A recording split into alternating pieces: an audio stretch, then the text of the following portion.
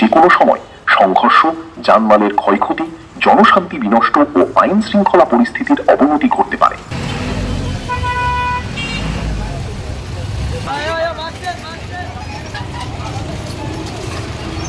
এলাকায় জাতীয় নাগরিক পার্টি এনসিপি বিক্ষোভ সমাবেশ ও পথসভা আহ্বান করেছে।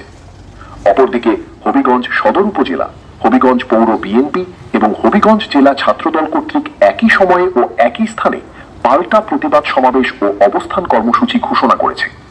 সমাবেশ দুটিতে উভয় দলের বিপুল সংখ্যক নেতাকর্মীর সমাগম ঘটার সম্ভাবনা রয়েছে।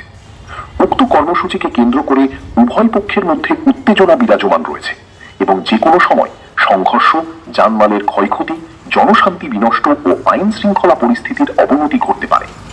সেজন্য ফৌজদারি কার্যবিধি 1898 এর 144 ধারার বিধান মোতাবেক হবিগঞ্জ পৌর এলাকায় 5 বা ততোধিক লোকের সমাবেশ, জনসভা, মাইকিং, মিছিল, স্লোগান, পিকেটিং, কোন প্রকার যন্ত্র দ্বারা বিকট শব্দ উচ্চারণ এবং হবিগঞ্জ পৌর এলাকায় আইন শৃঙ্খলা বিঘ্নকারী যে কোনো কর্ম সম্পাদন ইত্যাদির উপর নিষেধাজ্ঞা আরোপ করা হলো।